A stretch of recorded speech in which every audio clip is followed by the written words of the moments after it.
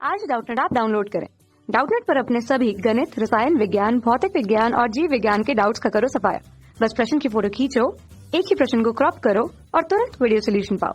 अभी डाउनलोड करें। नमस्कार दोस्तों, स्वागत करता हूं आप सभी का। आपका प्रश्न है किण्वन किसे कहते हैं, इस क्रिया के लिए अनुकूल परिस्थितियां क्या हैं। ठीक है, तो आइए हम अपने प्रश्न के उत्तर को देखते हैं। तो यहाँ पर जैसे कि हमसे पूछ रहा है किण्वन किसे कहते हैं, तो आइए पहले हम समझते हैं कि किण्वन क्या होता है और इसके लिए जो फिर देखेंगे कि ये अनुकूल परिस्थितियां क्या क्या होती हैं।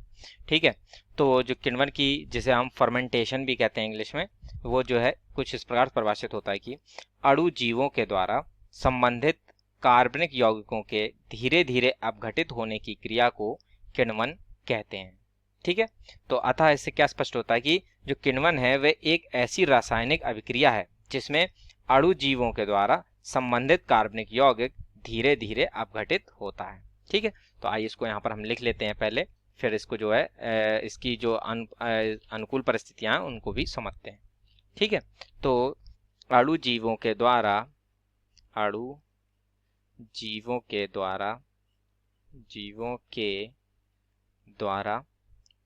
संबंधित कार्बनिक यौगिकों के धीरे धीरे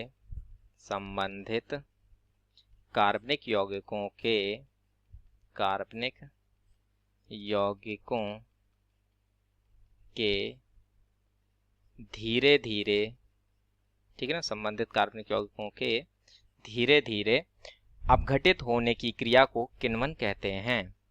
अपघटित होने की क्रिया को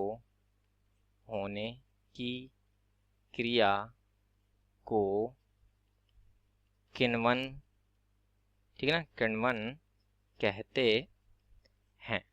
ठीक है ना, तो जो किण्वन है ये हमारे इस प्रकार से परिभाषित होता है तथा अतः इसको दूसरे शब्दों में भी हम कहें तो कुछ इस प्रकार इसको कहते हैं कि किण्वन जो है वह एक जैव रासायनिक क्रिया है। इसमें जटिल कार्बनिक यौगिक सूक्ष्म सजीवों की सहायता से सरल कार्बनिक यौगिकों में विघटित हो जाते हैं। ठीक है, और इस क्रिया में जो है हमें ऑक्सीजन की आवश्यकता नहीं होती है। ठीक, तो आइए इसको भी हम लिख लेते हैं कि किण्वन एक जैव रासायनिक क्रिया है, एक जैव रासायनिक क्रिया है। ठीक है ना, किण्वन एक जैव रासायनिक क्रिया है।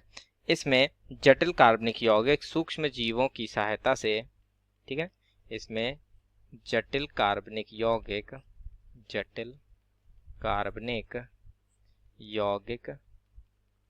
सूक्ष्म सजीवों की सहायता से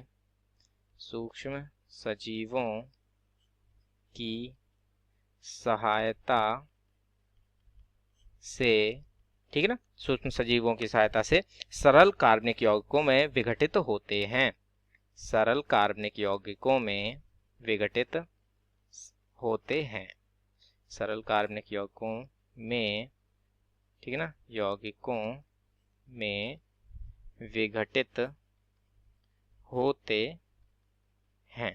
ठीक है, तो ये जो है इस प्रकार से ये प्रक्रिया जो है हमारी किण्वन कहलाती है। और जैसे कि हमने कहा था किण्वन की प्रक्रिया किसमें, इसमें जो है हमारे ऑक्सीजन की आवश्यकता नहीं पड़ती है।